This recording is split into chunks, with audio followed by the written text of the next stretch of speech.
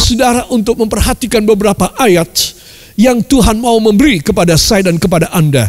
Yaitu di dalam Yohanes pasal yang ke-14, ayat yang ke-12, 13, dan 14. Ya, mari kita akan buka Alkitab kita. Injil Yohanes pasal yang ke-14, ayat yang ke-12 sampai dengan ayat yang ke-14. Dan saya ingin mengajak semua saudara untuk membacanya bersama-sama. Saudara yang kekasih, marilah saya ingin mengajak untuk kita membaca bersama-sama. 1, 2. Aku berkata kepadamu, sesungguhnya barang siapa percaya kepadaku, ia akan melakukan juga pekerjaan-pekerjaan yang aku lakukan. Bahkan pekerjaan-pekerjaan yang lebih besar daripada itu. Sebab aku pergi kepada Bapa. Saya ulangi, sebab aku pergi kepada Bapa. Ya, kita sedang memperingati saat ini kenaikan Kristus kembali kepada Bapa di sorga. Ya, ayat 13. Dan apa juga yang kamu minta dalam namaku. Saya ulangi. Dan apa juga yang kamu minta dalam namaku, aku akan melakukannya supaya Bapa dipermuliakan di dalam Anak. Jika kamu meminta sesuatu kepadaku dalam namaku, aku akan melakukannya. Amin. Katakan luar biasa. Katakan Yesus naik ke sorga. Katakan Yesus naik ke sorga. Mujizat turun kepada saya. Mujizat turun kepada saya. Beri kemuliaan yang baik bagi dia. Para kekasih, inilah yang akan saya sampaikan. Betapa istimewanya pemberian dari Tuhan. Kalau dia tidak naik ke sorga, dia tidak diangkat ke atas dan kembali lagi dalam kerajaannya. Menyelesaikan misinya di dalam dunia. Dari sejak dia masuk di dalam kandungan perawan Maria sampai dilahirkan di kandang Bethlehem. Dan dia kemudian mempersiapkan dirinya 30 tahun sebagai anak Yusuf tukang kayu. Saudara bisa bayangkan masa kecil ini daripada Yesus Kristus, juru selamat dunia, dipersiapkan 30 tahun. Saudara. Dan pada usia 30 tahun dia pergi ke tepi sungai Yordan, pada sebuah tempat yang sekarang diberi nama Yardenit, dan dia datang kepada Yohanes Pembaptis, dan Yohanes Pembaptis adalah saudara sepupunya, dan dia berkata, Yohanes, baptiskan aku. Yohanes menjawab, aku tidak layak membaptiskan kamu. Harusnya engkau yang membaptiskan aku. Aku tahu siapa kamu. Sudah, jangan berdebat di sini. Yesus memaksa Yohanes membaptiskan dia. Yohanes berkata, sebenarnya aku menguraikan tali kasutmu pun aku tidak layak. Tetapi karena engkau meminta, baik, aku akan membaptiskan kamu. Itulah mulai saatnya Yesus kemudian secara publik, secara kemasyarakat, dia melayani Bapa dengan menyampaikan firman. Orang-orang mengalami mujizat, baik orang kelaparan, orang ibu-ibu janda, orang yang setengah mati, orang yang mati. Dia melakukan pekerjaan-pekerjaan yang besar. Saudara, ketika dia ada di dunia, itu kira-kira pada perkiraan waktu adalah 3,5 tahun. Setelah itu tiba waktunya untuk dia mengalami satu puncak daripada pelayanannya, yaitu berkorban. Dan dia ditangkap oleh para musuh-musuhnya yang cemburu dengan dia, dan kemudian dia disalibkan. Saudara, kita tahu pada hari yang ketiga dia keluar dari kuburnya. Dia bangkit dengan kuasa yang luar biasa. Saudara, ini semua apa maksudnya? Ini semua maksudnya adalah dia menyelesaikan semua mission, rencana dari Allah Bapa untuk menyelamatkan dunia yang sudah terjatuh di dalam dosa. Karena Adam dan Eva telah jatuh di dalam dosa di Taman Firdaus. Ketika dua nenek moyang manusia yang pertama ini diusir keluar dari Taman Eden, dan pintu masuk dan pintu keluarnya dijaga oleh 2 malaikat dengan pedang yang berapi-api. Tidak ada satu yang berani masuk lagi. Dan mereka di luar Taman Firdaus. Saudara, itulah saatnya, itulah baru terasa bahwa iblis mulai bekerja. Iblis mulai bekerja luar biasa. Dari sejak hari dan jam dan menit Adam dan Eva diusir keluar dari Taman Firdaus. Saudara, kita tahu itulah saatnya seluruh dunia dan umat manusia tenggelam di dalam hukuman Allah yang tiada henti-hentinya. Saudara, itu sebab ada satu bagian, ada satu milestone, ada satu tonggak sejarah yang dilakukan oleh Yesus. Setelah dia bangkit dan 40 hari kemudian dia naik ke sorga. Saya sudah menjelaskan secara singkat sedikit kenapa dia mengatakan aku pergi kepada Bapa. Jadi dia kembali lagi. Dia sudah selesai paripurna semua yang dia kerjakan. Dan di dalam kemuliaan Yesus diangkat naik kembali ke dalam sorga. Para kekasih, perhatikan satu peristiwa yang luar biasa besar terjadi.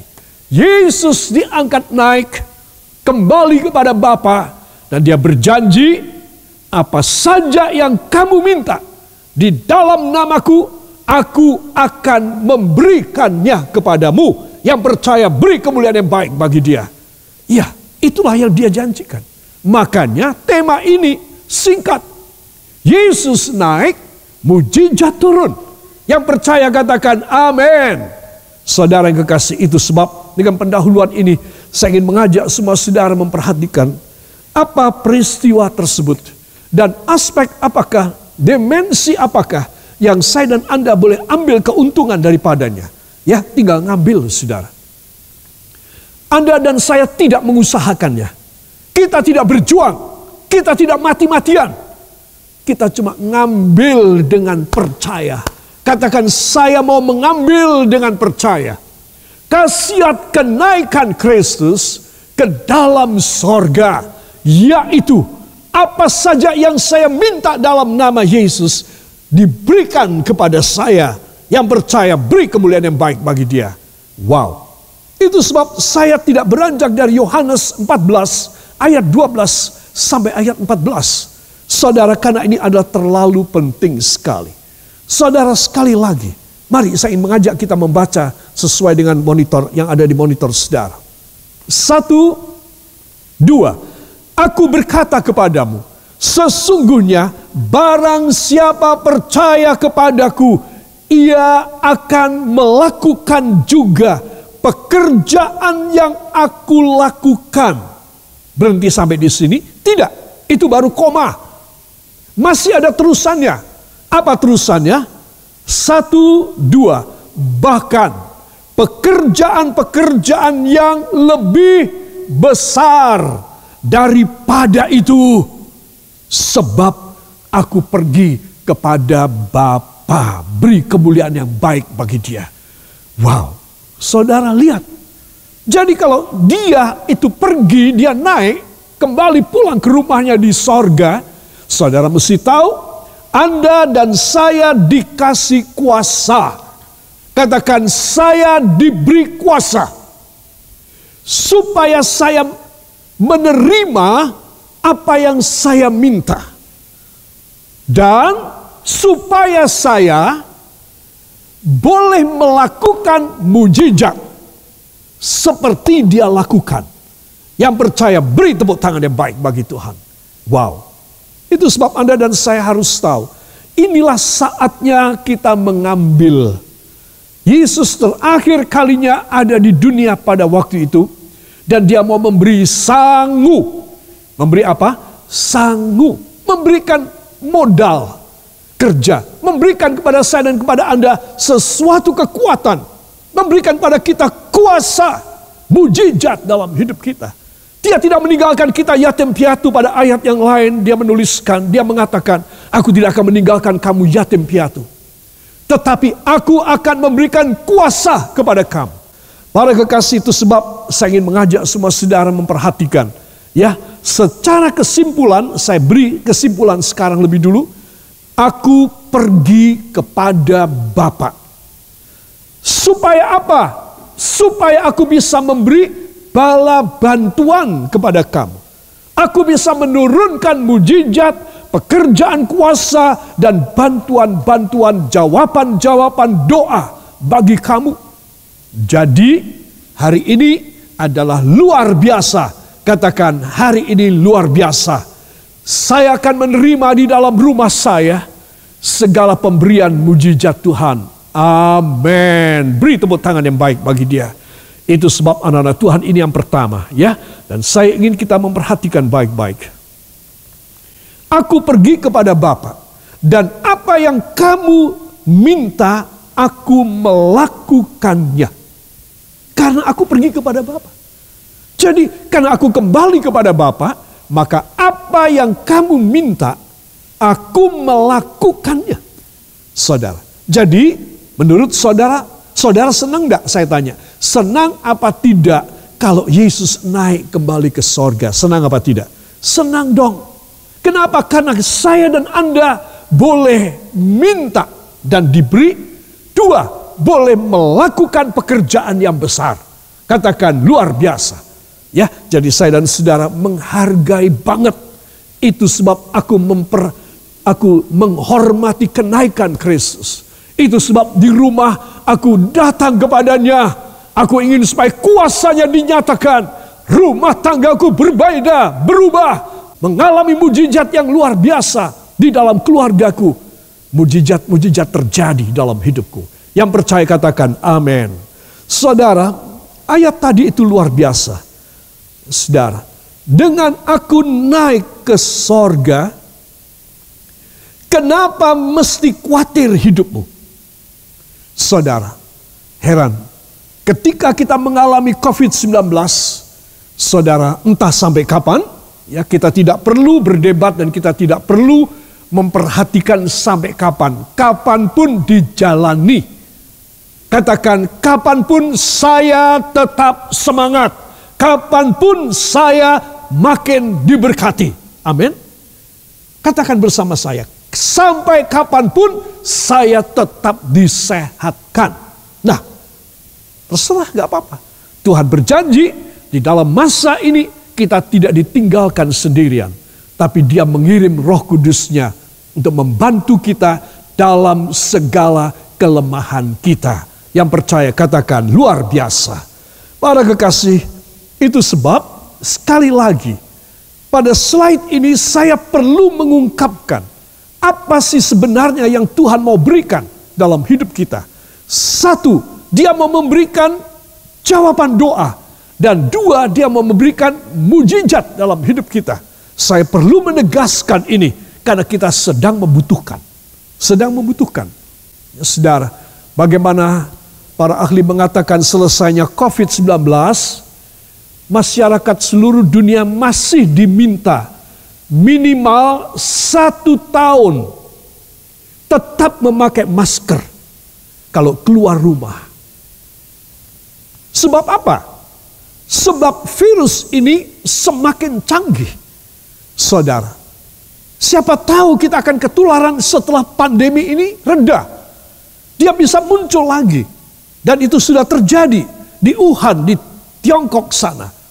Tempat pertama kali virus ini merajalela di sana. Saudara, sudah mulai banyak lagi yang ketularan lagi dan kambuh lagi. Saudara, mengerikan ya, mengerikan. Semula kita menganggap enteng dan seluruh dunia anggap enteng. Ini hanya virus influenza yang agak ganas begitu aja. Sekarang kita sudah tidak bisa bilang demikian. Ini adalah maut. Ini adalah pekerjaan setan.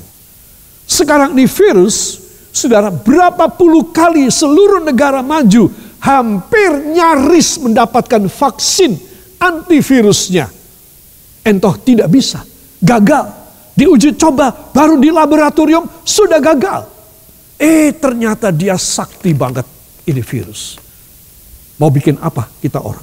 Saudara, itu sebab Anda dan saya harus tahu. Dan akibat para penyintas, yaitu para survivors, orang-orang yang sudah sembuh dari COVID-19, sungguh menyedihkan bahwa mereka mempunyai paru-paru yang beberapa puluh persen tetap rusak. Tetap rusak. Saudara, imunitas memang naik dan diharapkan tidak kambuh.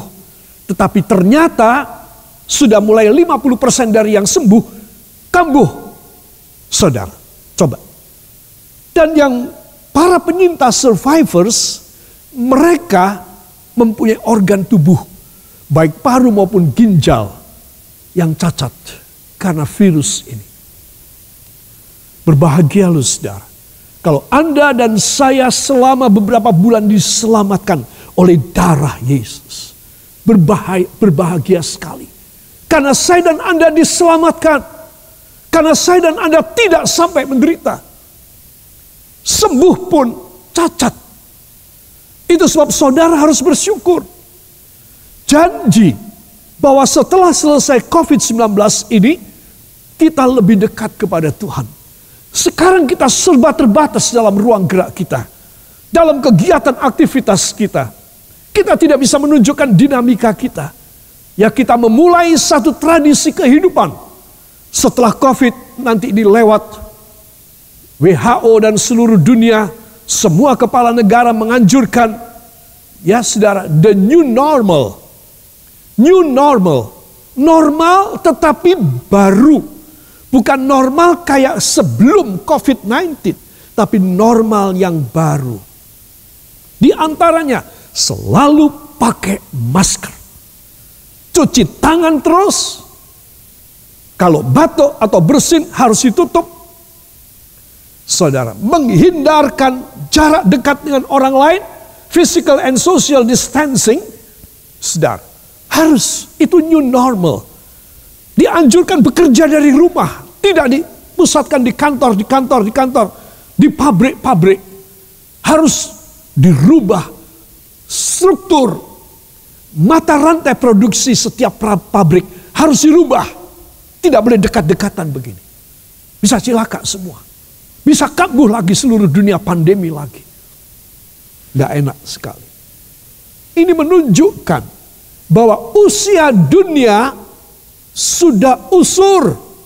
Sudah lanjut dan tua banget. Ini menunjukkan bahwa oleh sebab apapun yang remeh-temeh, kita orang bisa mati. Saudara yang kekasih, itu sebab saya dan saudara, saya tidak menakut-nakutin. Tapi ini perjanjian luar biasa. Ada baiknya Yesus diangkat ke sorga. Dan sungguh saat ini kita memperingatinya. Supaya kita faham. Oh, kalau begitu aku tidak usah kecil hati. Aku tidak perlu khawatir. Aku tidak boleh merasa kecil dan tidak mampu dan kurang pede dalam hidup. Aku harus yakin bahwa mujizat selalu ada dalam hidupku. Walaupun new normal akan dilaksanakan, kemungkinan juga aku mengalami PHK pada berikutnya setelah selesai COVID-19. PHK di mana-mana akan terjadi, saudara. Orang cari uang, bisnis berubah, total berubah. Cara konvensional tidak membawa hasil uang. Itu sebab memakai cara new normal. Saudara, saya dan saudara mungkin kita heran. Opo meneh iki. Apapun yang terjadi, katakan apapun yang terjadi. Saya dipelihara oleh Bapa di sorga. Saya bisa melakukan mujizat. Karena dia berjanji, bila dia pergi kepada Bapa, saya boleh minta. Dan apa yang saya minta, saya akan menerima dari dia. Dan juga saya boleh melakukan mujizat. Sama seperti yang dia lakukan. Bahkan lebih dari yang dia pernah lakukan. Apa enggak gede hati saudara? Gede dong. Kecuali saudara tidak percaya pada firman. Selama saudara dan saya percaya kepada firman, engkau ini enggak pernah bisa nangis. Engkau tidak akan pernah bisa kecil hati. Engkau tidak akan pernah bisa tenggelam. Apapun negatif yang kau alami, bidang apapun, Dia sudah berjanji. Kamu akan melakukan pekerjaan yang aku lakukan. Bahkan pekerjaan-pekerjaan yang lebih besar dari yang aku lakukan. Coba, kurang jelas kayak apa? Hanya seorang yang keras kepala dan sombong tidak bisa menerima firman. Kalau ada orang minta bantuan doa sama saya, saya tidak sembarangan. Satu, saya terlalu sibuk orangnya. Dua, saya mau memberi pelajaran pada anak-anak Tuhan yang cuma nitip doa, minta tolong didoain. Untuk mereka self-standard, untuk mereka mandiri. Itu sebab saya selalu menekankan, siapapun yang minta tolong untuk doa kepada saya, supaya mereka lebih dekat kepada Tuhan dan supaya mereka lebih rohani. Kalau mereka ada dosa, bertobat. Saya bilang, kalau tidak demikian, doa saya percuma. Saudara, ini penting sekali. Kenapa seseorang mengalami musibah? Saya mau tanya. Kenapa Anda mempunyai problem? Kenapa ada prahara dalam rumah tangga Anda? Kenapa saya mengalami sesuatu yang tidak enak? Ada maksud Tuhan dong. Jadi jangan cuma minta bantuan doa, minta bantuan doa. Saudara, memangnya kalau seluruh pendeta di dunia mendoakan, Anda akan dilepaskan? Tidak. Tidak. Kalau Tuhan tidak berkenan kepada Anda, tidak ada jawaban pada Anda. Jadi masalahnya bukan pada pendeta yang mendoakan. Masalahnya kepada dirimu sendiri. Apakah engkau sesuai dengan kehendak Allah apa tidak? Itu sebab Anda dan saya harus tahu. Perkara-perkara yang besar baru terjadi ketika satu, saya menghargai Yesus kembali pulang ke rumahnya di sorga kepada Bapa. Saya menghargai dan beriman. Dan untuk itu saya membayar harganya dengan satu kehidupan rohani. Bahwa apa yang Dia janjikan, doa-doa saya akan dikabulkan. Dan saya melakukan mujizat. Saya berjanji pada diri saya. Anda berjanji pada diri Anda sendiri. Maka apa yang akan Anda alami dan saya alami, wow banget. Selepas saya menyampaikan firman ini, Anda akan mengalami Allah bekerja pribadi dalam hidupmu. Mungkin selama ini tidak, tapi setelah saudara mengerti firman yang saya sampaikan, ini ayat sederhana loh saudara. Tidak perlu seorang yang pintar menjelaskan, tidak perlu. Saudara baca sendiri aja, jelas ini sudah. Sekarang masalahnya adalah saya dan Anda. Kita bisa percaya kepadanya, kepada firman-Nya, apa tidak. Masalahnya cuma di sana. Kalau Anda dan saya percaya kepada siapa yang telah berfirman, saudara, maka Anda dan saya safe. Mau COVID lah, mau nanti kalau umpama, semoga kita terhindar. Semoga kita tidak mengalami. Umpama saudara mengalami pembukaan 7 meterai. Tiupan 7 nafiri sangkakala. Pencurahan 7 bokor. 7 cawan. Wah, kayak apa orang bisa hidup? Tapi orang mau mati tidak bisa. Karena tidak dikasih mati sama Tuhan. Supaya orang mengalami sengsara. Itu sebab Anda dan saya harus tahu. Ketika saya dan saudara mengalami ini sebagai training saja. Ini sebagai satu percobaan trial saja.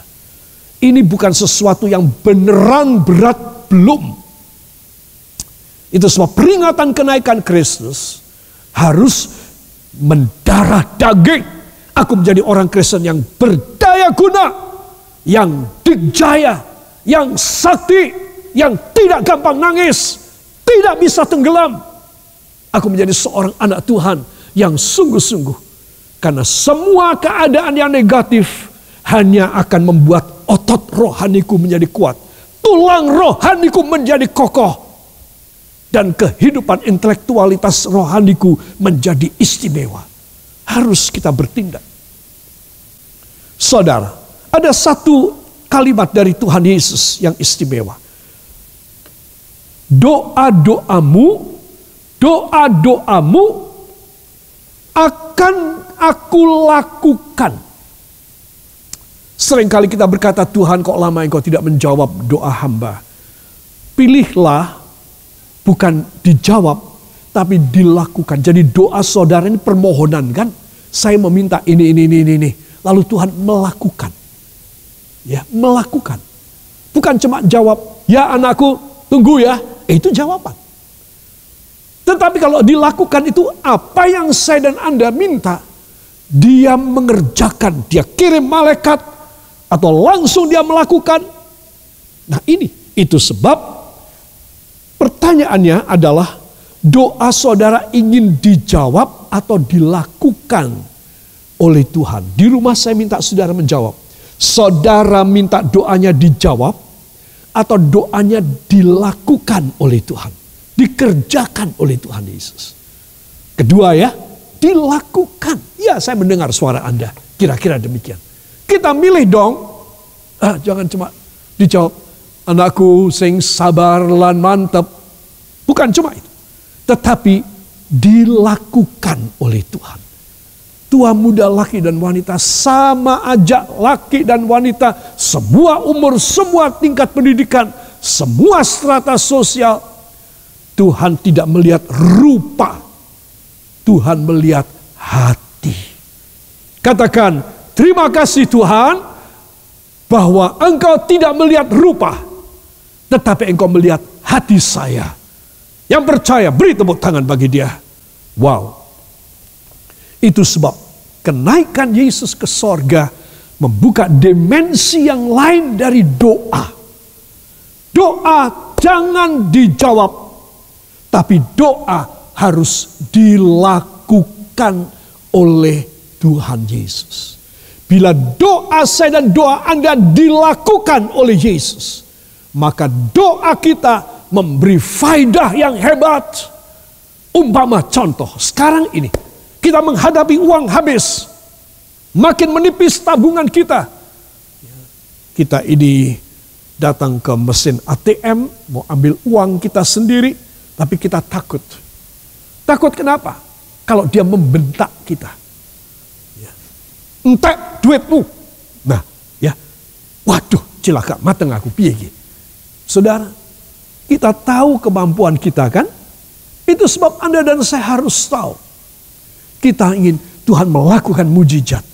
Dia melakukan pekerjaan yang besar di luar jangkauan pikiran.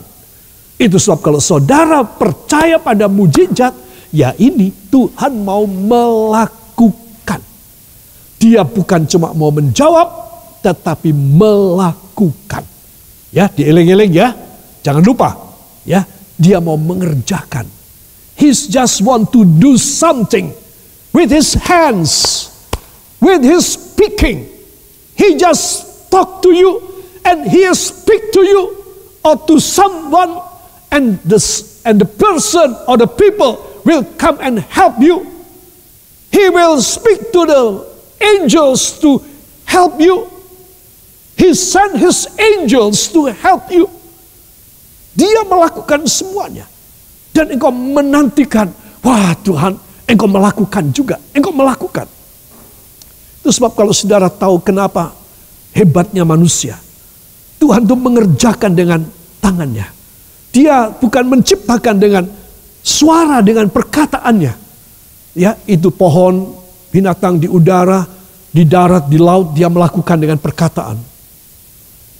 Terang, gelap, laut, udara, daratan, benua, dia lakukan dengan perkataan. Saudara, tetapi manusia dia lakukan dengan tangan. Itu sebab keluar kata dilakukan. Keluar kata pekerjaan tangan Tuhan.